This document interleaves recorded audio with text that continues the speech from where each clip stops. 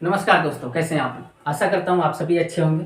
तो आज के इस वीडियो में हम आधुनिक भारत की जो क्लास हमने ली थी, उससे आगे की क्लास जो है हम लोग आज से शुरू करेंगे। ठीक है। तो हमने पिछली क्लास में बताया था कि हमें क्या क्या पढ़ना है। पूरा सिलेबस जो है हमने यूपीएससी का और बीपीएससी का जो है हमने देखा था कि क्या क्या कहाँ कहाँ से क्वेश्चन आते हैं। ठीक है। यूपीपीसीएस में भी सेम चीज़ें हैं। और उसके बाद हमने प्राचीन इतिहास को, मध्यकालीन इतिहास को थोड़ी सी देखी थी, हमने बात की थी उस पर। ठीक है। तो आज हम उससे आगे की ओर बढ़ेंगे। और हम लोग बढ़ने से पहले मुझे जो है पिछली वीडियो में काफ़ी आप लोगों ने काफ़ी उसे सहारा। उसके बाद जो है हम काफ़ी कमेंट आए हैं जिसमें कि पीडीएफ की बात की गई है, नोट्स की। तो मैं बता दूं कि नोट्स मैं आप लोगों को नहीं देने वाला। ठीक है। बल्कि मैं आप लोगों को 2 बुक बता रहा हूँ, वो आप ले लें। क्लास 8 की, ठीक है, और क्लास 12 की। ये दोनों एनसीईआरटी की बुक है। ठीक है, आप इसे ले लें। और क्लास 12 में जो है विपिन चंद्र की जो आती हैं, वो बुक आप लोग ले लें, ओल्ड एनसीईआरटी। ठीक है। अगर क्लास 8 से क्लास 12 तक की आपने एनसीईआरटी अच्छे से पढ़ ली तो यूपीएससी का भी कोई भी क्वेश्चन जो है इससे बाहर नहीं जाता। अदर कोई सोर्स की आपको आवश्यकता नहीं होगी, हिस्ट्री को की जहां तक बात करें। ठीक है। तो इसलिए ये 2 बुक जो है आपको टॉपर्स भी बोलेंगे, टीचर्स भी बोलेंगे, सभी यही 2 बुक बोलते हैं। लेकिन जब हम लोग पढ़ने बैठते हैं, जो कि मेरी प्रॉब्लम थी जिस समय, कि जब मैं एनसीईआरटी की क्लास 8 की भी बुक पढ़ता था और जबकि मैं ग्रेजुएशन हो चुका है मेरा, और फिर भी मुझे जो है क्लास 8 की बुक जो है समझ में नहीं आई। तो जब मैं ये क्लास आप लोगों को ये क्लास जो आधुनिक इतिहास का है हमारा, आप इस क्लास को देखने के बाद अगर आप बुक पढ़ें तो आपको पूरी तरह से एक एक लाइन समझ में आने लगेगी, और उसके नोट्स कैसे बनाने हैं वो भी आपको समझ में आने लगेगा। क्लास जो आप नोट्स बनाइएगा वो मैंने पिछली वीडियो में बताया था कि मैथ की कॉपी में आपको नोट्स बनाने हैं, रोलिंग वाली कॉपी में नहीं बनाना। क्योंकि जब आप मेंस पेपर लिखेंगे तो वहां पे आपको जो है रोलिंग कॉपी नहीं दी जाएगी, बल्कि मैथ्स का पेज रहेगा उसमें। ठीक है। तो ये 3 चीजें जो है आप लेकर के पिछली क्लास से आप लोग लेकर के बैठिएगा। ठीक है। ये 3 चीजें जहां मुझे लगेगा कि आपको नोट्स की आवश्यकता है तो मैं टेलीग्राम चैनल पे आप लोगों को वो नोट्स दे दूंगा। जहां क्योंकि जहां नहीं लगेगा वहां पे आप लोगों को खुद तैयार करना होगा, क्योंकि खुद से पढ़ेंगे तो वो ज़्यादा बेहतर होगा। ठीक है। चलिए, हम लोग ने आज क्या पढ़ने वाले हैं? 18वीं सदी के भारतीय राज्य, ठीक है, एवं राजनीति दशा। ठीक है। ये आपको ओल्ड एनसीईआरटी का चैप्टर नंबर 2 आपको दिख जाएगा, यूरोपियन कंपनी की जहां तक बात हो रही है। देखिए, इसी चीज को हम लोग पढ़ने वाले हैं। भारतीय राज्य कौन कौन से थे और वहां पे शासन कौन कौन से लोग कर रहे थे, और वहां की आर्थिक स्थितियां क्या थी। मैंने आपको 4 पिछली वीडियो में बताया था कि किसी भी टॉपिक को 4 भागों में बांटेंगे: राजनीतिक, आर्थिक, सामाजिक और सांस्कृतिक। ठीक है। तो ये चारों भाग इसमें भी पढ़ेंगे। अब देखिए कि इसमें पूरी जो आधुनिक अभी जो हम बात करेंगे वो ब्रिटिश विस्तार की बात करेंगे। ठीक है। हमारा ब्रिटिश जो अंग्रेज है वो कैसे विस्तार हुआ, क्योंकि जब 18वीं सदी की बात है जबकि सिलेबस में, तो मैं बता दूं कि सदी का क्या मतलब होता है। जो नए स्टूडेंट हैं, जो पहली बार, सदी का मतलब होता है 100 वर्ष। और ये बिगिनर के लिए है। मैं कोई ऐसा नहीं कि बहुत आप पढ़े हैं, आप एकदम, मैं जहाँ से पढ़ा रहा हूँ मैं ये सोच के चल रहा हूँ कि आप लोग जो है 0 से स्टार्ट कर रहे हैं, और उसी 0 से ही मैं बताऊंगा। सदी का मतलब होता है 100 वर्ष, दशक का मतलब होता है 10 वर्ष। ठीक है। जब 18वीं सदी की बात आए तो समझ लीजिएगा, 18वीं सदी की बात आए तो आप समझ लीजिएगा कि 1700 से 1800 के बीच की बात हो रही है। जब हम 18वीं सदी का मध्य की बात करेंगे तो समझ लीजिएगा 1750 से 1800 की बात हो रही है। ठीक है। तो ये जब मैं बताऊं कि 18वीं का अंतिम दशक, यानी कि समझ लीजिएगा 1790 के आसपास की बात हो रही है। ठीक है, कहीं भी अगर 14वीं सदी की मैं बात करूं तो आप समझ लीजिएगा कि 1300 के आसपास की बात हो रही है। 16वीं की करूं तो समझ लीजिएगा कि 1500 के आसपास की बात हो रही है। इसमें से एक माइनस कर दीजिएगा, उतना 100 की बात हो रही है, क्योंकि सदी लगा है तो 100 और 16 है तो 16 में से एक 15। ठीक है, तो ये आप लेके चलिएगा। ठीक है, बहुतों को नहीं है तो मैं 0 से ही शुरू करूंगा। ऐसा नहीं क्या कि मैं ये सोचूंगा कि मेरे क्लास में सब ब्रिलियंट है। ठीक है, तो हम ब्रिटिश, आप दो या तो हेडिंग दे सकते हैं ब्रिटिश का विस्तार, या आप दे सकते हैं कि 18वीं सदी का भारतीय राज्य एवं राजनीति दशा। ठीक है, तो हमारे 18वीं सदी में हमारा भारत कैसा था, उससे जानकारी से पहले हम लोग बात कर लेते हैं कि अंग्रेज जब आए 18वीं सदी में, जब उनका विस्तार होने लगा तो आखिर में आए कहाँ से, अंग्रेज कौन थे, या यूरोपियन कंपनियां जो है वो कौन थी। तो इसी विषय पे हम लोग थोड़ी सी जानकारी ले लेते हैं। जब आप मैप देखिएगा वर्ल्ड का, तो वहाँ पे देखिएगा कि ये आपका पुर्तगाल हो गया, ये आपका स्पेन हो गया। ठीक है, ये इलाका फ्रांस का हो गया, ये इलाका जो है ब्रिटेन का हो गया, ये इलाका जो है जर्मनी का हो गया।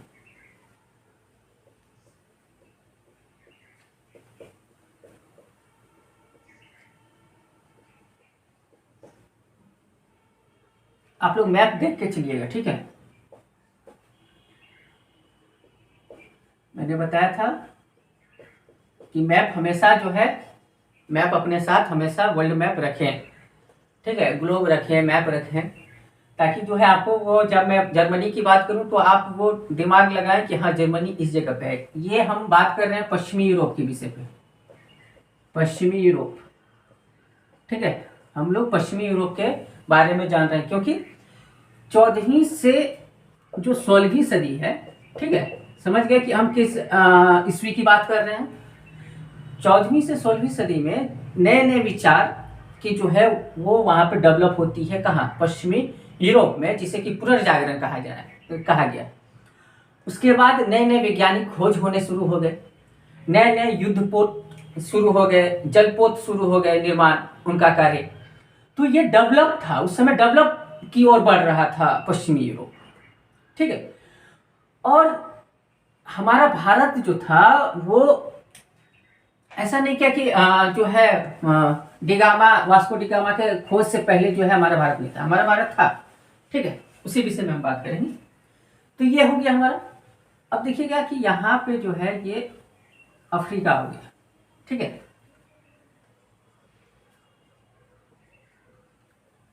यहाँ पे ईरान हो गया। ठीक है, ये हमारा मान लेते हैं भारत हो गया, ये मलेशिया वगैरह हो गया। ठीक है, ये स्थितियां हैं। ये हमारा जो है वो उत्तरी अमेरिका हो गया, जिसमें कि अमेरिका और कनाडा जो है वो अभी आप मैप में देखेंगे, और ये हमारा दक्षिणी अमेरिका हो गया। ठीक है, ये हमारा मैप है वर्ल्ड का। अभी नहीं कि ऐसा ही है, मैंने एक आपको बताया कि मतलब इस जगह पे है। अब देखिए क्या होता है कि ये पश्चिमी यूरोप जो है ये क्या होता है, डेवलप होता है 14वीं से 16वीं सदी के आसपास। अब 16वीं से 18वीं सदी में क्या होता है कि होड़ लग जाती है कि भाई जो है भौगोलिक खोज की। क्यों इसमें भौगोलिक खोज की जरूरत पड़ी, क्योंकि जो हमारा भारत है ये बहुत प्राचीन इतिहास से ही ये व्यापार का केंद्र रहा है। ठीक है, तो लोग जो है ये थल के थ्रू जो है व्यापार करते थे, यूरोपियन। ठीक है, अब क्या हुआ कि जो 15वीं से माफ कीजिएगा, जो 15वीं से 16वीं शताब्दी सदी के जो वहाँ पे जो शासक हुए, चाहे ईरान हो, इराक हो, उसने मैं क्या किया कि अगर आप इधर से अगर कोई व्यापार करके जो है यूरोप जा रहे हैं, या यूरोपीय कोई व्यक्ति जो है व्यापार के लिए भारत की ओर आ रहा है, तो कर बहुत ज़्यादा वसूलने लगे। ठीक है, तो इससे क्या हुआ कि यहाँ जो पश्चिमी यूरोप के लोगों को जो है बहुत ही कम बचत होने लगी। अब जब 14वीं से 16वीं के आसपास ये डेवलप होने लगा, तब जो है इन्होंने क्या किया कि अब जो है ये सोचे कि कोई समुद्री मार्ग के थ्रू जो है हम लोग जाएंगे, ताकि ये देश पड़े ही ना जिसे कि हम लोग कर देना पड़ जाए। ठीक है, इसलिए इन्होंने क्या किया कि भौगोलिक खोजें शुरू की। कब? तो 16 से 18वीं सदी के आसपास। ठीक है, तो कोई एक स्पेन का व्यक्ति आता है और जो है वो दक्षिण अमेरिका की खोज कर जाता है। उसका नाम क्या था? कोलंबस। ठीक है, जब मैं इतिहास पढ़ा रहा हूं तो दो चीजें खास ध्यान रखिएगा, ईस्वी मेरे लिए कोई मायने नहीं रखती। ठीक है, दूसरी बात कि आपको टोटल गवर्नर, समूचे शासक को पढ़ने की कोई आवश्यकता नहीं। ठीक है, मैं वही बताऊंगा जो कि एग्जाम पर्पज से इंपॉर्टेंट हो।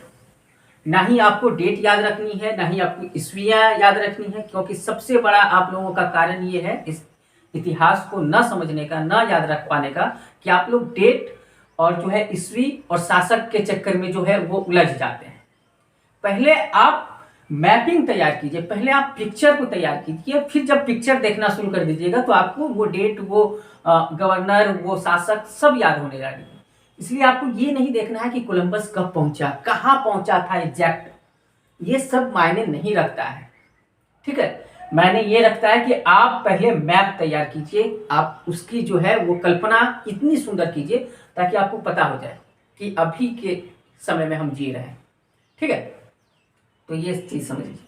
जब कोलंबस होता है तो वहीं पे पुर्तगाल का एक व्यक्ति चलता है और ये दक्षिण मतलब अफ्रीका होते हुए जो है वो पहुंच जाता है भारत में कालीकट। ठीक है, जिसका नाम क्या होता है? Vasco D gamma. अब देखिए, लगभग जो एरिया में है वो पुर्तगाल और स्पेन पहले पहुंचते हैं।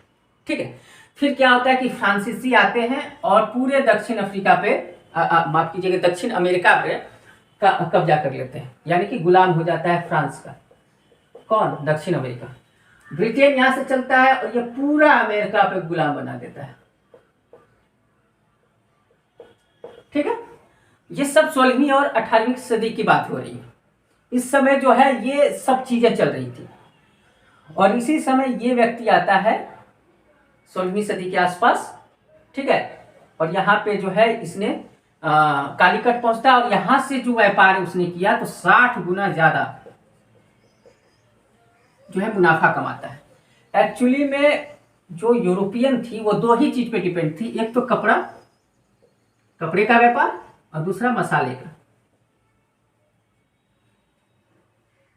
और ये मसाले का हब कहा जाता था दक्षिण अफ्रीका।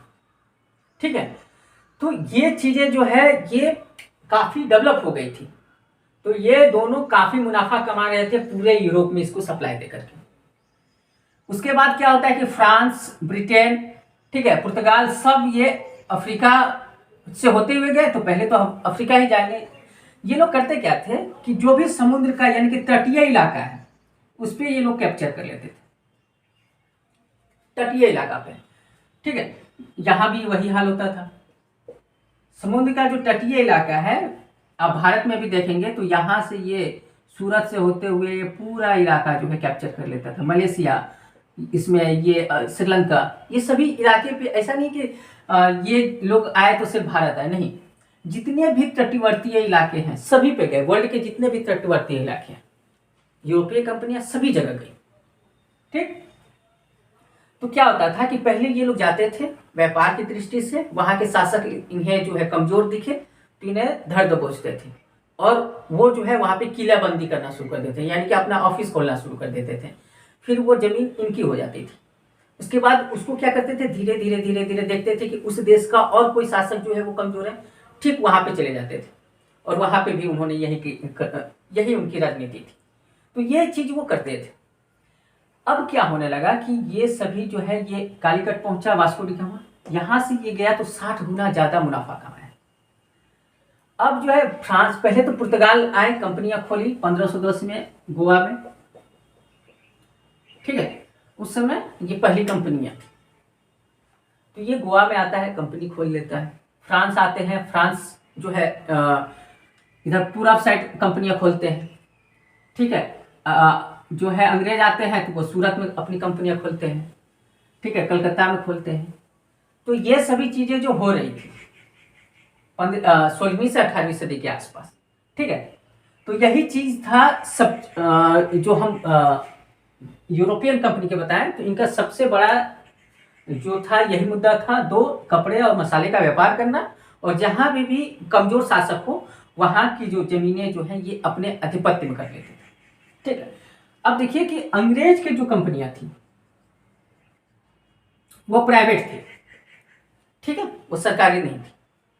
अब फ्रांस की जो कंपनियां थी, लेकिन सपोर्ट इनको किससे था?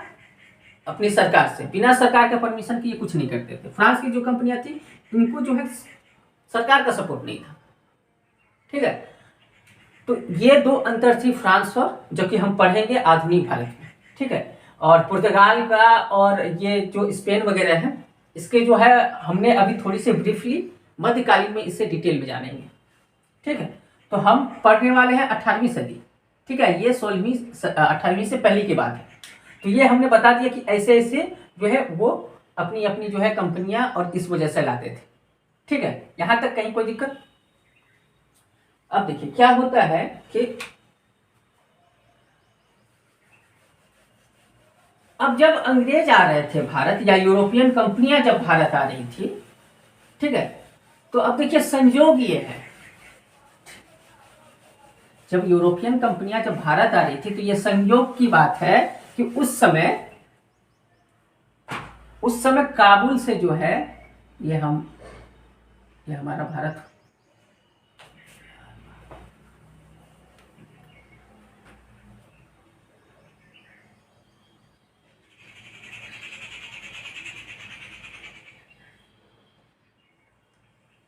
ठीक है। अब देखिए कि जब यूरोपियन कंपनियां भारत आ रही थी तो उन्होंने जो है ये दक्षिण तटवर्तीय जो इलाके हैं इस पे उन्होंने कब्जा जमाना शुरू किया। और ठीक आप देखेंगे कि इससे पहले जो मैंने बताया वर्ल्ड के बारे में, तो उन्होंने अमेरिका पर पूर्णतः कब्जा कर लिया था, दक्षिण अमेरिका पर पूरा कब्जा कर लिया था, अफ्रीका पे पूरा कब्जा कर लिया था। अफ्रीका पे जब कब्जा किया था इन्होंने, तो अफ्रीका पे इन्होंने हाथी के दांत या जितने भी जानवर होते हैं उनके खाल, ये सब वहां से ये लोग लेते थे। और खासकर वहां के गुलाम, इन्होंने जितने भी अफ्रीकी जो व्यक्ति हैं, जो अफ्रीकी वहां के थे, वहां से ये लोग उन्हें गुलाम खरीदते थे और जाकर के अमेरिका और दक्षिणी, ये दोनों अमेरिका, जो दक्षिणी अमेरिका है जो उत्तरी अमेरिका है, ये दोनों पे इनको सेल करते थे, ठीक है, उन गुलामों को। और ये गुलाम यानी कि यही जो है यहीं से शुरू होती है दास प्रथा, ठीक है। ये क्या करते थे? दास को खरीदना और बेचने का काम ये लोग करते थे आधुनिक में।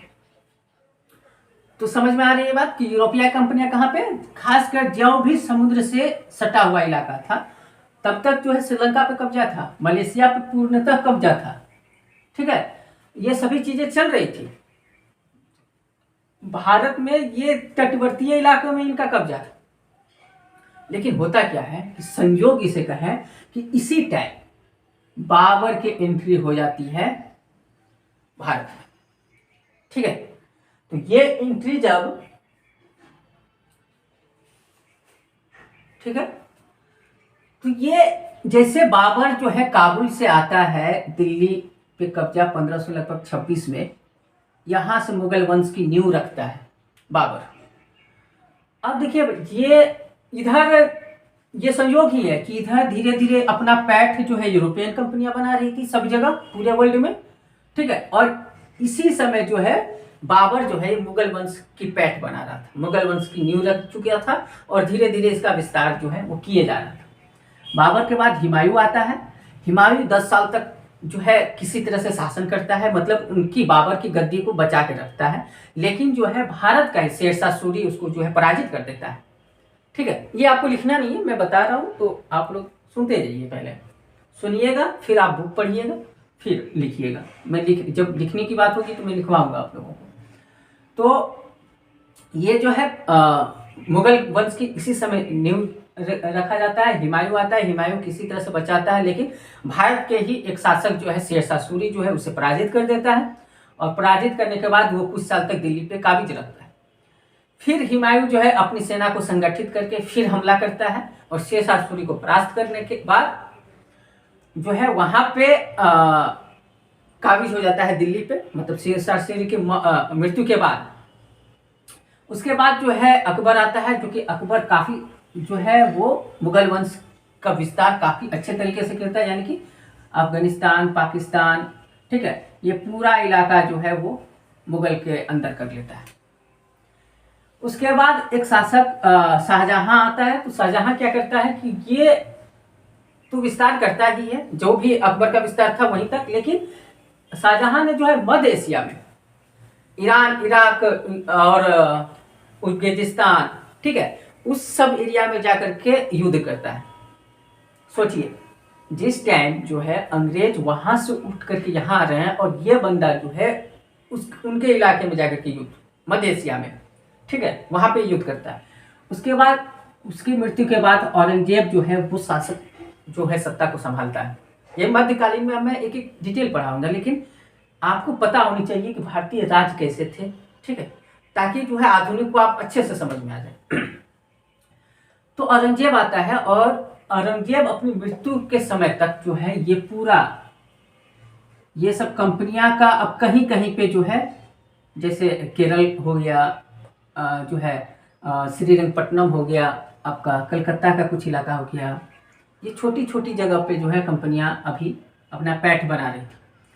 अब ये जो है कन्याकुमारी से लेकर के कश्मीर तक, इधर असम से लेकर के, ठीक है, सिंध तक, अफगानिस्तान तक, ये पूरा इलाका जो है कौन कब्जे में कर लेता है?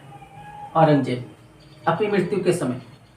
यानी कि ये पूरा अफगानिस्तान, ये पूरा सिंध का इलाका, यानी कि जो अभी पाकिस्तान में है, ये पूरा गुजरात, ये कन्याकुमारी, यहाँ तक का इलाका, ये ऐसे ये पूरा जो है अंग्रेजों के, माफ कीजिएगा, औरंगजेब के हाथ में था।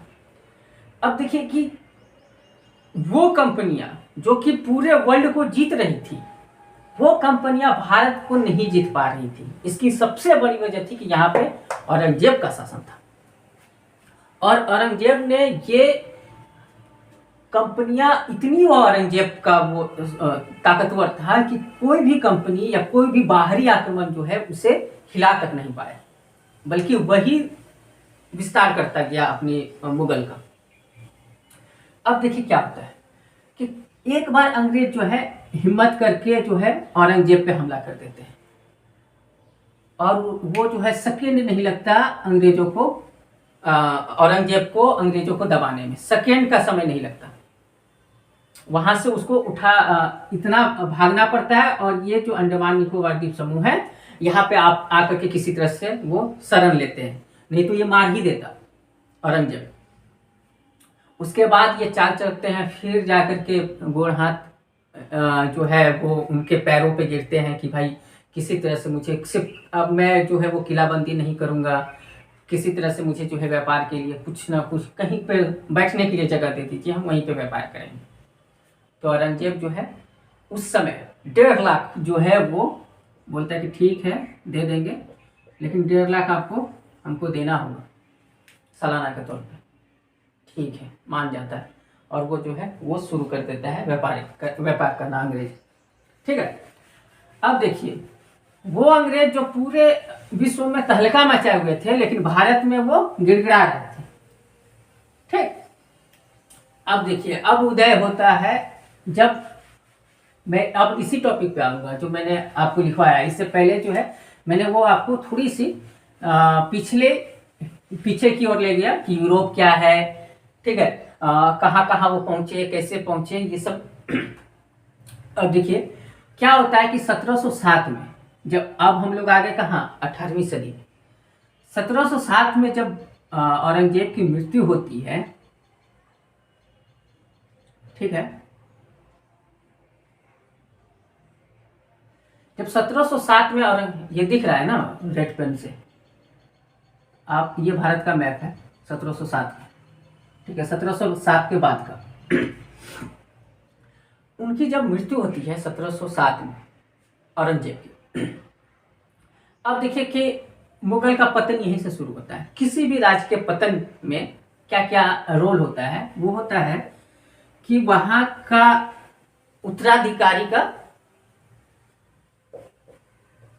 उत्तराधिकारी कौन बनेगा, इसकी जंग छिड़ जाती है। बाह्य आक्रमण शुरू हो जाते हैं, जैसे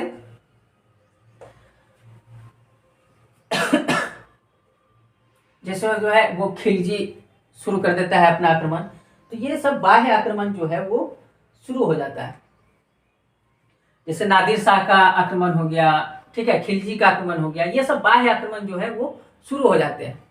जैसे ही मुगल पता लगता है कि ये जो है औरंगजेब की मृत्यु होती है, तो ये चीजें होती हैं किसी भी राज्य के, ठीक है, किसी भी वंश के पतन का कारण ये सबसे ज्यादा यही होता है। बाह्य आक्रमण होने लगते हैं, कूटनीति होनी शुरू हो जाती है, ठीक है, आपस में ही सैनिक जो है अपने राज्य को डुबाने में लग जाते हैं कि जो है मुझे इतना नहीं मिल रहा है, मुझे ये पद होना चाहिए, मैं इसके लायक हूँ। तो ये क्या करते हैं, अपने प्रतिद्वंदी जो होते हैं उनसे जाकर मिल जाते हैं।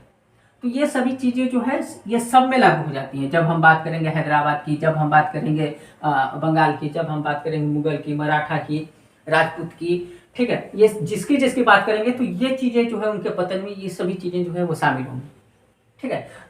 अब देखिए कि नादिर शाह जब आता है तो वो जो है ये जब ऊपर पंजाब का जब इलाका कुछ जीतता है तो वहीं से वो लौट रहा होता है, ठीक है।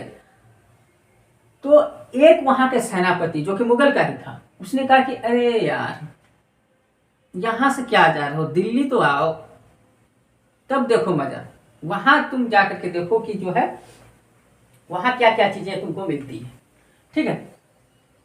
अब ये जैसे दिल्ली की ओर कूच करता है तो यहाँ की जो दिल्ली के आसपास का इलाका था वहां पे हल्ला हो जाता है कि जो है नादिर शाह ने जो है वो मुगल के जो नवाब है उनको मार दिया है, ठीक है। अब जो है नादिर शाह के सेनापति को जो है वहां के लोगों ने काफी ज्यादा मारा। अब नादिर शाह जो इससे बौखला जाता है और उसने जो है कत्लेआम का जो है ऑर्डर पास कर देता है कि भाई जो दिखे उसे मार दो, ठीक। अब क्या होता है, हजारों की संख्या में जो है लोग मरना शुरू हो जाते हैं, यानी कि वहां की सड़कें जो है खून से लाल हो जाती। वो मारते मारते जब पता चला तब इसने जो है किसी तरह से मनाया गया नादिर शाह को कि सर ऐसा नहीं है, ऐसे ऐसी बातें हैं। तो नादिर शाह रुका और दिल्ली तक तो वो पहुंच चुका था। अब वहां से कोहिनूर जो शाहजहां का जो है वो सिंहासन था, सब लूट खसोट के जो है वो चला गया। तो ये चीजें होती हैं। जब आपका पतन की ओर शुरू होंगे तो आपके प्रतिद्वंदी ही जो आपके साथ है, ठीक है, वो प्रतिद्वंदी के साथ मिल जाएंगे। तो यही चीजें अब टुकड़ों में बंटना शुरू हो गया भारत, क्योंकि भारत को पिरोए हुआ था मुगल, ठीक है। वहां पे ना यूरोपियन हमला कर रहे थे, ना कोई बाह्य आक्रमण हो रहा था। लेकिन जैसे ही औरंगजेब की मृत्यु होती है तो बाहरी आक्रमण, यानी कि ये वाला जो भूभाग का हिस्सा है वहां से भी आक्रमण, यहां से यूरोपीय कंपनी का भी आक्रमण, आपस में भी राज्य आपस में लड़ने लगे, ठीक है, सब राज्य आपस में बंटने लगे। अब देखिए कि ये बंट के कैसे कैसे हुए, ठीक है। मैं लिखवाऊंगा, सब लिखवाऊंगा, ऐसा नहीं है, पहले सुनते जाइए, ठीक है। लिखना बहुत जरूरी नहीं है कि हर चीजें जो है वो लिखनी ही है। अब देखिए ये 1707, ये मैंने बताया था कि ये कर्नाटक का हिस्सा था, जो कि जहाँ पे आज तमिलनाडु है वो कर्नाटक का हिस्सा था। ये जहाँ पे कर्नाटक है ये मैसूर था। ये केरल हिस्सा था जिसमें कि कई कई छोटे छोटे टुकड़ों में बटे थे कर्नाटक जो है केरल भी। और उसके बाद ये जो इलाका था, गुजरात का इलाका हो गया, मध्य प्रदेश का इलाका हो गया, ये उत्तरी वाला जो कर्नाटक का हिस्सा है, ये सब में जो है मराठा थे। ये गोवा एक अलग था, ठीक है। उसके बाद ये जो इलाका था यहाँ पे हैदराबाद था, जहाँ, ठीक है, ये था हैदराबाद। अब देखिए मैं बता रहा हूं, मैं ये टॉपिक पे हम लोग आ गए 18वीं सदी का भारतीय राज्य। तो ये भारतीय राज्य के बारे में हम लोग जान रहे हैं, उसके बाद इसके शासन के बारे में जानेंगे, राजनीति की दशा के विषय में। तो आप देखिए कि मतलब पढ़ने में आपको मजा आएगा। ये हैदराबाद हो गया, ठीक है। उसके बाद ये उड़ीसा हो गया, ठीक, ये बंगाल हो गया, ये बंगाल में ये बांग्लादेश भी शामिल था, ठीक है, ये बंगाल हो गया, ये बिहार हो गया, बिहार बंगाल सब सेम था, ये अवध का इलाका हो गया, ठीक है। यूपी जो है कई राज्यों में विभक्त हो गया, रोहेलखंड जो है उसका फर्रुखाबाद, अवध, ये कई टुकड़ों में यूपी बट चुका था, ठीक है। आगरा, ये आगरा हो गया, ठीक है, कई रोहेलखंड हो गया, फर्रुखाबाद हो गया, कई टुकड़ों में विभक्त हो गया था यूपी, ठीक। उसके बाद ये सिंध का इलाका हो गया। मैं सबका बताऊंगा कि क्या क्या कहाँ पे है, ठीक है। और ये राजस्थान में राजपूतों का हो गया, ये राजस्थान हो गया, ये पंजाब का इलाका हो गया, ठीक है, ये पानीपत हो गया। यहाँ पे बीच में जो है, मतलब अगर पानीपत की बात करें, मैं कल जो है वो आपको बताया था पानीपत के विषय में, ठीक है, यानी कि ये छत्तीसगढ़ का इलाका हो गया, ठीक। हाँ, कल मैंने वो किया था, ये हरियाणा का इलाका हो गया, ठीक है, ये हरियाणा हो गया हमारा पानीपत का इलाका। कुछ ये जो थोड़ा सा भाग बच गया था दिल्ली, ठीक है, जो दिल्ली बच गया था, यहाँ पे मुगल जो है थोड़े से इलाके में सिमट के रह गए थे, दिल्ली में से, दिल्ली के आसपास के इलाकों में। बाकी ये हमने मैप तैयार कर लिया कि कहाँ कौन कौन था, यहाँ तक कहीं कोई दिक्कत। अब हम बात करेंगे कि कहाँ पे कौन किसका किसका शासन है। अब देखिए, अभी वर्तमान में आइए, वर्तमान में अभी आपसे पूछेगा कोई व्यक्ति कि आप भारतीय राज्य या राजनीति दशा के बारे में बताएं, तो आप अभी के समय में क्या बताइएगा? बताइएगा कि हमारे 28 राज्य हैं, ठीक है, 8 जो है वो केंद्र शासित प्रदेश हैं, ये राज्य हैं, जैसे कश्मीर, दिल्ली, बताइएगा बिहार, झारखंड, यूपी, ठीक है, गुजरात, हरियाणा, छत्तीसगढ़, असम, ये सभी राज्य का आप नाम लीजिएगा। तो हमने उस समय के जो राज्य हैं वो हमने बता दिए। अब देखिए, राजनीति दशा के बाद विषय में पूछेंगे कि आज की राजनीति दशा बताइए, तो आप क्या बताइएगा कि जो है भाजपा का जो है वो काफी राज्यों में जो है वो जीतती आ रही है ना, ठीक है।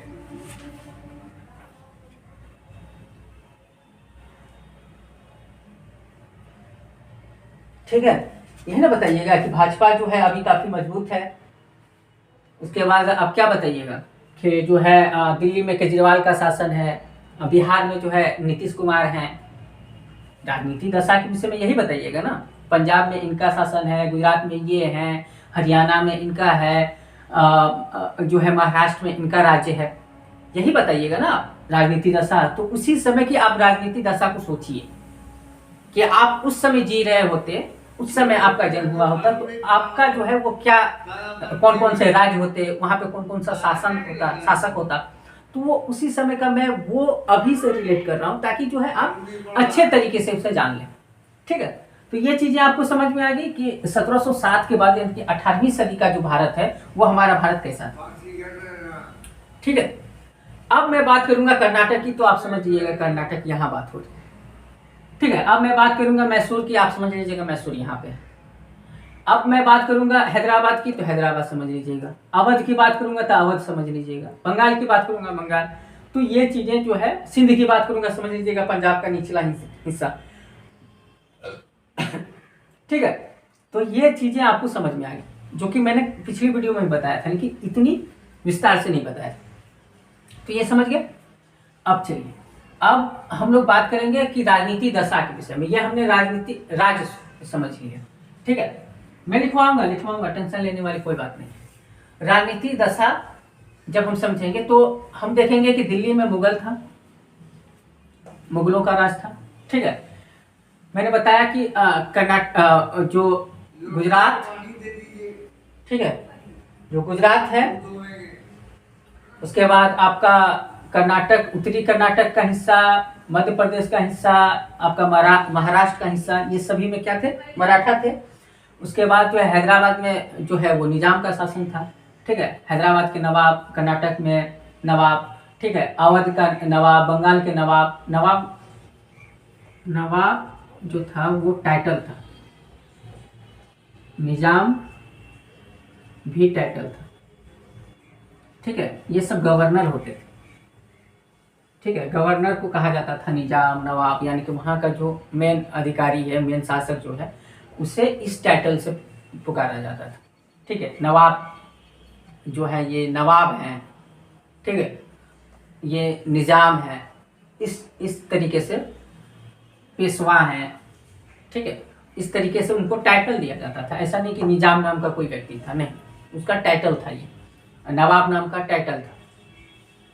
तो ये चीजें थी। ठीक है, अब जो है आप लोग चाहें तो आप लिखना शुरू कर दीजिए। ठीक है, मैं लिखाता जा रहा हूं। चलिए, 1707 में वर्तमान भारत, पाकिस्तान, ठीक है, बांग्लादेश,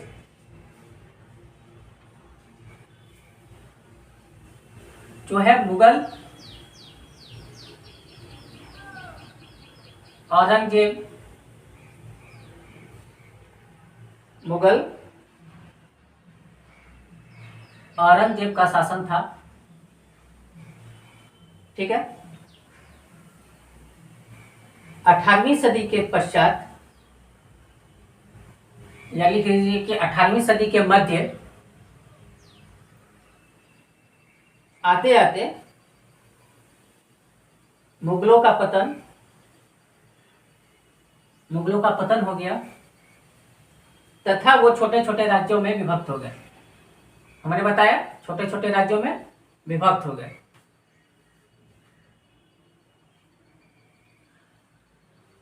बंगाल, उड़ीसा और बिहार,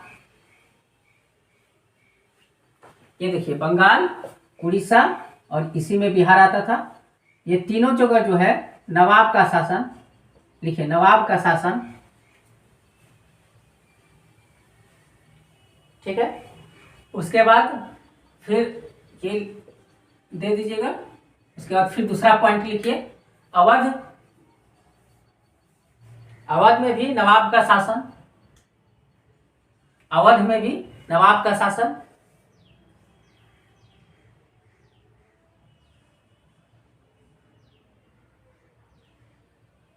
ये मैं बता रहा हूं कि जैसे अभी बंगाल में ममता बनर्जी का शासन है, ठीक है, ममता दीदी का शासन है, तो उस समय बंगाल में नवाब का शासन था। बस ये आप दिमाग में लेके चलिए।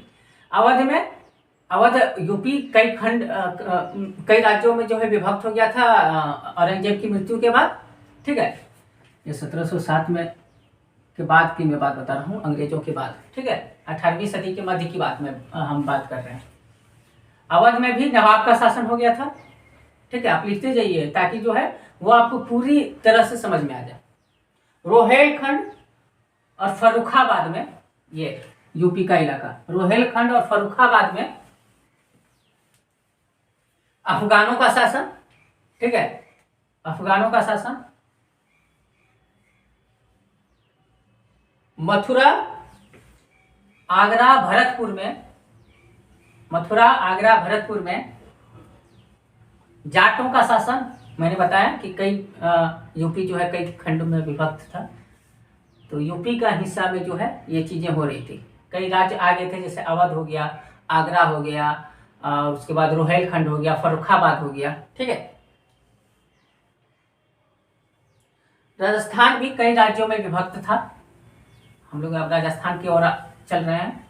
राजस्थान भी कई राज्यों में विभक्त हो चुका था, जिसमें मरवाड़, मेराव, आमेर इत्यादि प्रमुख थे। मेवाड़, मरवाड़, आमेर इत्यादि प्रमुख थे। ठीक है, ये मैंने मैप से बता दिया, अब मैं आपको लिखवा रहा हूं। ठीक से, फिर एक पॉइंट दीजिए, गुजरात, महाराष्ट्र, मध्य प्रदेश और उत्तरी कर्नाटक, ये उत्तरी कर्नाटक हो गया। ठीक है, कर्नाटक मान लिया कि इतना है, तो ये उत्तरी हिस्सा, गुजरात, महाराष्ट्र, मध्य प्रदेश और उत्तरी कर्नाटक, में मराठों का शासन, ठीक है। हैदराबाद में निजाम, फिर पॉइंट देखे, हैदराबाद में निजाम,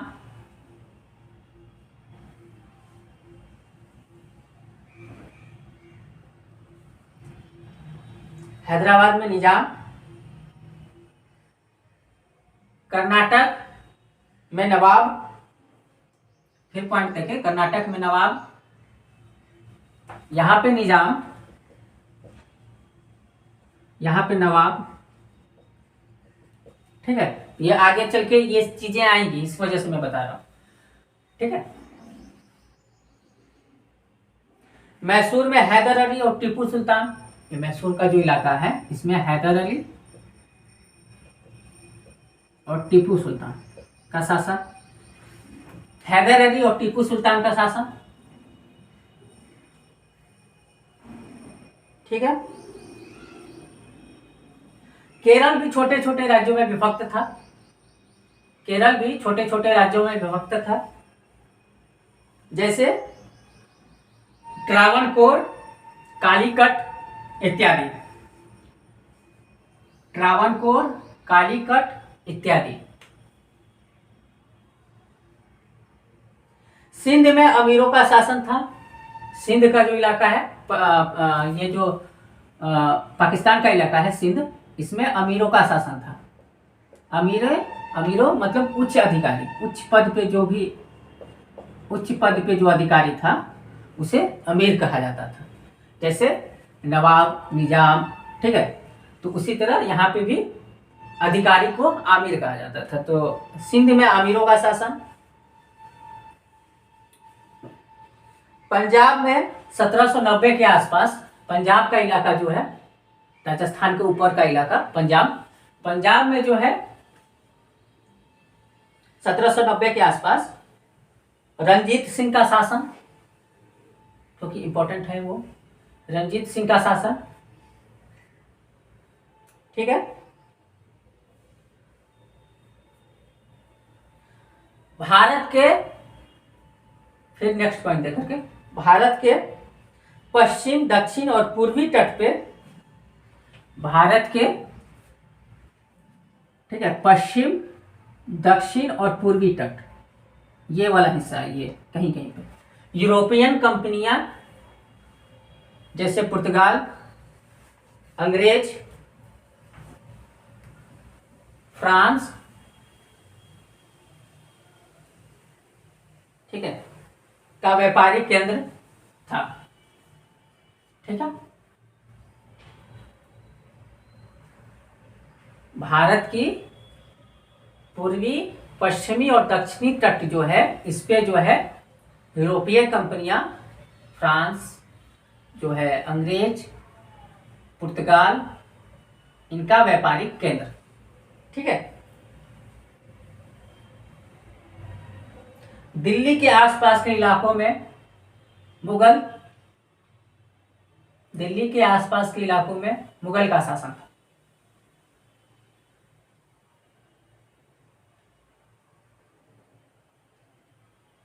अब देखिए, ये पूरा जो हमने ये आपको राज्य बताया, ये एक्चुअली में मुगल से टूटा हुआ राज्य था, ठीक है। ये आपस में ही विरोध कर करके, जैसे ये जो हैदराबाद का निजाम जो हुआ, तो मैंने जो बताया कि यहाँ पे ये जो हैदराबाद का था निजाम, ये मुगल का ही सेनापति था, जो कि औरंगजेब की मृत्यु के बाद ये विरोध करता है और पहले अपना एक राज्य बना लेता है। फिर कर्नाटक का भी सेम कंडीशन था, अवध का भी सेम कंडीशन था, यानी कि वहां के जो सेनापति सब थे वो आपस में अलग अलग राज्य बना चुके थे, ठीक है। तो मुगल जो है क्या हुआ था, आपस में ही उत्तराधिकारी की जो लड़ाइयाँ होती थी उसी में विभक्त हो चुका था। तो ये मुगल पूरा जो है ये विभक्त हो चुका था पूरे भारत में। तो मैंने बता दिया कहाँ कहाँ पे कौन कौन थे, तो ये आपको आइडिया हो गया, यानी कि 18वीं सदी के भारत के राज्य के बारे में हम लोगों ने पता कर लिया कि ये राज्य थे, ये वहां पे ये शासन कर रहा, ठीक है। यहां तक कहीं कोई दिक्कत, ठीक है।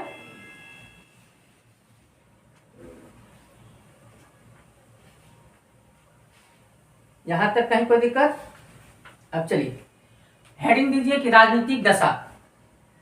मैंने सारी कुछ समझा दी है, अब मैं लिखवा रहा हूं। राजनीतिक दशा, पहले आपने देखा 18वीं सदी के भारतीय राज्य, अब राजनीतिक दशा को देखेंगे।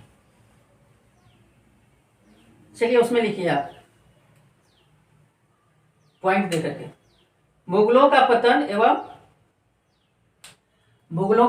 एवं क्षेत्रीय राज्यों का उदय। ये हेडिंग दे दीजिए राजनीतिक दशा, उसके नीचे पॉइंट बना के लिखिए मुगलों का पतन एवं क्षेत्रीय राज्यों का उदय। फिर एक पॉइंट दीजिए क्षेत्रीय राज्यों में सर्वाधिक शक्तिशाली राज्य मराठों ने स्थापित किया था। क्षेत्रीय राज्यों में सर्वाधिक शक्तिशाली राज्य मराठों ने स्थापित किया। अब देखिए ये जब मराठा ने ये राज्य स्थापित किया तो ये आम बात है कि इनसे जो सटा इलाका होगा, जैसे हैदराबाद, ठीक है, उसके बाद ये बंगाल का इलाका, ये दिल्ली का इलाका, ये राजस्थान का इलाका, ये आपका पंजाब का इलाका, ठीक है, ये मैसूर का इलाका, तो यहाँ क्या होगा कि जो भी सटे राज्य होंगे उनसे कहीं ना कहीं युद्ध बार बार जो है ये शुरू होगा। ठीक है, कहीं ना कहीं ये तो आपस में लड़ेंगे ही ना। ये मराठा कभी हैदराबाद पे हमला कर देगा, ये कभी जाके दिल्ली पे हमला कर देगा, तो ये चीजें जो है ये होती रहती थी। हर राज्य के साथ यही था। बंगाल अवध से भिड़ जाता था, कर्नाटक जो है हैदराबाद से भिड़ जाता था। तो ये जो आसपास का इलाका है, जो पड़ोसी होगा, उससे तो लड़ाइयाँ होगी ही। ये तो हम लोग, ठीक है, लिखा आपने। प्रायः जो है पड़ोसी, फिर पॉइंट बना के लिखिए, प्रायः पड़ोसी राज्य का भी एक दूसरे से संघर्ष, प्रायः पड़ोसी राज्यों का भी एक दूसरे से संघर्ष। उस समय यही चल रहा था। अब ऐसा नहीं होगा कि यहाँ पे चुनाव है नीतीश कुमार का, तो वहां पे बंगाल की दीदी जो है जाकर के तलवार लेके भिड़ गई, नीतीश कुमार से तलवारबाजी करने लगी। नहीं, वो क्या करती थी, अपने पार्टी का जो है कोई लोग को यहाँ पे खड़ी करती थी। अभी जो हो रहा है, अभी क्या हो रहा है कि लोकतांत्रिक तरीके से युद्ध हो रहा है। आप भी खड़े रहें, हम भी खड़े रहेंगे और जनता जो है उसे चुनेगी। पहले क्या होता था, पहले बिना हथियार के तो कुछ होता ही नहीं था। तो ये क्या करते थे बंगाल वाले, हथियार लेके पहुंच गए अवध में, ठीक है। मराठा क्या किए कि हथियार लेके पहुंच गए दिल्ली पे कब्जा करने के लिए। तो ये पहले हथियार से काम होता था, अभी क्या होता है, लोकतांत्रिक तरीके से काम होता है। ठीक है, मेरा मन हुआ तो हम ये नेता चुनेंगे, वो नेता चुनेंगे। तो क्या होता था, पहले जो सटे हुए राज्य हैं प्रायः जो है राज्य एक दूसरे से भिड़ते रहते थे, यानी कि संघर्ष उनमें होता रहता था। ठीक है, प्रायः राज्यों के भीतर भी गुटबंदी, प्रायः भीतर के राज्यों में भी गुटबंदी। अब देखिए जैसे कर्नाटक है, अब क्या हुआ कि कर्नाटक के अंदर ही, मतलब जो शासन कर रहा था उसी के अंदर जो सेनापति जो है वो आपस में भिड़ गए हैं। ये इसका जो कमजोरी जो है वो हैदराबाद के निजाम को जाकर के बता रहा है कि यहाँ पे मारिएगा ना तो जो है ढेर हो जाएगा। इसको तो इसकी कमजोरी का पता चल गया। अब क्या हुआ कि ये आपस में ही गुटबंदी होने लगी। जो ये लोग क्या चाहते थे कि मेरा जो बेटा है वही राजा बने, यही होता था ना कि मेरा बेटा जो है राजा बने। वो चाहता कि नहीं, भतीजा जो है वो भी खड़ा हो गया कि मैं भी राजा बनूंगा, मौसी का बेटा भी खड़ा हो गया। कर्नाटक में यही हुआ था, कर्नाटक और हैदराबाद में मौसा मौसी के बेटे जो है वो खड़े हो रहे हैं कि मैं बनूंगा, ये मैं बताऊंगा आगे। तो ये भी चल रहा था कि आपस में ही ये लोग गुटबंदी कर रहे थे। ठीक है, भारतीय राज, नेक्स्ट पॉइंट, भारतीय राज के उत्तराधिकारी को लेकर भी संघर्ष, भारतीय राज्यों के उत्तराधिकारी को लेकर भी संघर्ष। फिर नेक्स्ट, उत्तराधिकारी मतलब कि मैं बनूंगा उसी में, उत्तर पश्चिम से ये वाला इलाका, उत्तर पश्चिम से विदेशी आक्रमण जैसे, उत्तर पश्चिम से विदेशी आक्रमण जैसे 1739 में नादिर शाह का ईरान से आक्रमण। 1739 में नादिर शाह क्या था कि ईरान से ये आया हुआ था और जो है ये हमला करता है, ठीक है। जो कि मैंने अभी कहानी बताई कि ये जो है काफ़ी काटमार हुआ और दिल्ली से जो है दिल्ली को हरा करके और यहाँ से जितने भी लूटपाट के दृष्टि से वो आया था और यहाँ का सिंहासन, यहाँ का कोहिनूर सब उठा करके जो है वो ले लिया, ठीक है। तो विदेशी आक्रमण भी होते थे उस समय, ठीक है। नेक्स्ट लिखिए 1740 से 50, यानी कि 1740 से 60 तक, 1740 से 60 के दशक में कई बार अफगानिस्तान के शासक अहमद शाह अब्दाली, अब देखिए ये अफगानिस्तान है, ठीक है। ये क्या होता था, यहाँ से अहमद शाह अब्दाली जो है कई बार, यानी कि 1740 से 60 तक में कई बार जो है आक्रमण किया था भारत पे और यहाँ से कुछ सामान जो है लूट करके लेके चला जाता था, ठीक है। तो वही लिखिए कि 1760 से 40 के दशक में अहमद शाह अब्दाली का उत्तर भारत पर कई बार आक्रमण, ये उस समय का माहौल था। ये जो मैं बता रहा हूँ राजनीति दशा, उस समय का ये माहौल चल रहा था वहां पे, ये चीजें चल रही थी। जब आप पिक्चर आप मतलब समझ लेंगे तो आपको वो जो है पूरी फिल्म समझ में आ जाएगी, जब स्क्रिप्ट ये समझ लीजिए कि है उसका। तो ये चीजें जो है ये आपको दिख रहा है। तब मैं जब बात करूंगा अंग्रेजों की, तो हम लोग क्या पढ़ रहे हैं, हम लोग पढ़ रहे हैं ब्रिटिश विस्तार, ठीक है। कि ब्रिटिश का विस्तार क्यों हुआ, क्योंकि आधुनिक भारत में सबसे मेन टॉपिक यही है, ब्रिटिश विस्तार, ठीक है। तो ये विस्तार से पहले जो है ये माहौल था, अब इसी का अंग्रेज फायदा उठाएंगे, ठीक है। जो मैंने पॉइंट मैं लिखाते जा रहा हूं, इसी पॉइंट का वो लोग ब्रिटिश लोग फायदा उठाएंगे और पूरे भारत पे जो है वो राज अपना करेंगे। तो लिखते जाइए, ठीक है। क्या होता है,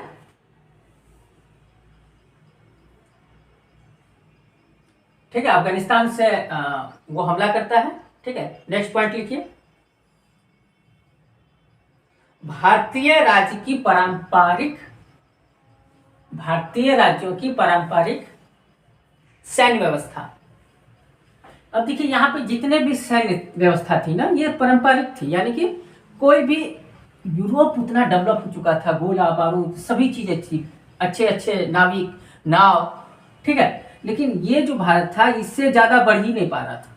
यह भी वजह थी कि अंग्रेज जो है दबाने में कामयाब रहे इनको, ठीक है। तो पारंपरिक सैन्य व्यवस्था। फिर नेक्स्ट पॉइंट देखे लिखिए, 18वीं सदी के मध्य में भारतीय परिस्थितियों के कारण, 18वीं सदी के मध्य में यानी कि 1750 की बात हो रही है, अब मैं आ गया हूं धीरे धीरे। 18वीं सदी के मध्य में भारतीय परिस्थितियों के कारण यूरोपियन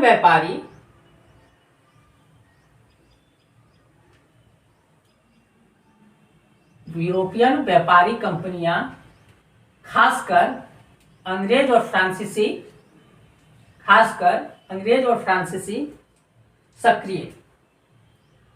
अब देखिए 1850 में जो है कि आपस में लड़ रहे थे, तो यूरोपियन कंपनी पे कोई ध्यान ही नहीं दे रहा था। तो वो क्या हुआ कि धीरे धीरे सक्रिय होने लगे, हर जगह अपनी कंपनियां जो है वो खोलनी शुरू कर दी, कुछ पैसे दे करके, कुछ दूसरों से मिल करके, ठीक है। तो ऐसे कर करके वो जो है वो अपना घर बनाना शुरू कर देते हैं, ठीक है।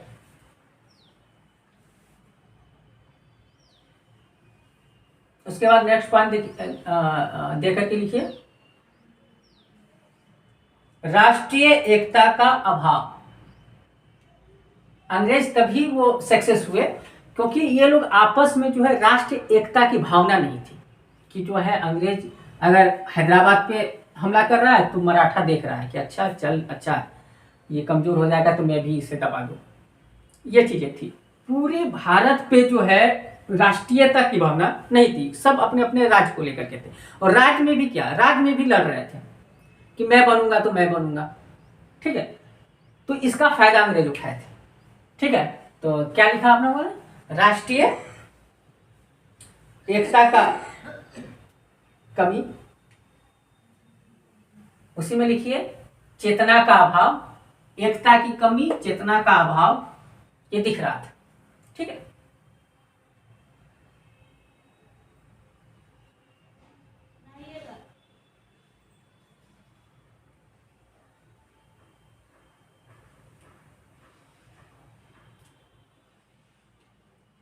ठीक है, अब देखिए नेक्स्ट पॉइंट नोट में देकर के लिखिए, नोट देकर के कि ऊपर के दिए गए सभी पॉइंट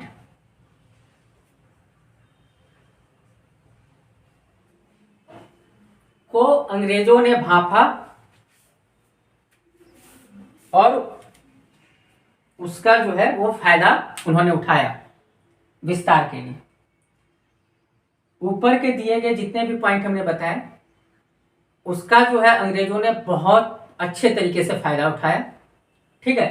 क्योंकि जब आपस में ये लोग लड़ रहे थे तो कोई गुट जो है फ्रांसीसी कर्नाटक का साथ दे रहा था, तो कोई हैदराबाद का साथ दे रहा था। तो ऐसे करके आपस में जब ये लड़ रहे थे तो जो है इसका फायदा अंग्रेज अच्छी तरह से उठाया। और जो है यही वजह है, ये ऊपर के जितने भी मैंने पॉइंट बताए ये सभी वजह थी कि जो कि है ये पूरे भारत पे उन्होंने अपना विस्तार किया, ठीक है।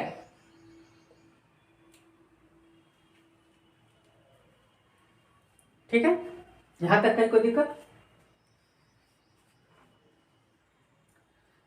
तो आज हम लोगों ने ये 18वीं सदी के भारतीय राज्य एवं राजनीति दशा के बारे में जाना, ठीक है। कल से हम लोग ये दो जो हमने यूरोपियन कंपनियां बताई, फ्रांस और ब्रिटेन, ये दोनों के विषय में कल जानेंगे कि इनका क्या यहाँ पे ये जो आपस में जो हमने लिखाया कि इन्होंने जो है इनका वर्चस्व धीरे धीरे बढ़ रहा था, तो वो कैसे बढ़ रहा था, कौन कौन से युद्ध हुए, ठीक है। अंग्रेज जो है बंगाल पे कैसे कब्जा कर लिया, कर्नाटक पे कैसे वांडीवास का युद्ध, कर्नाटक का तीनों युद्ध, ठीक है। कर्नाटक का तीनों युद्ध में जो वांडीवास का है वो कितना अहम है, ठीक है। मैसूर का युद्ध, तो ये सभी मराठा का पतन, ये सभी हम जो है वो कल जो है नेक्स्ट वीडियो में देखने वाले हैं। तो आई होप कि आपको समझ में आया होगा, ठीक है। तो इस वीडियो में इतना ही दोस्तों, टेक केयर वाला, जय हिंद।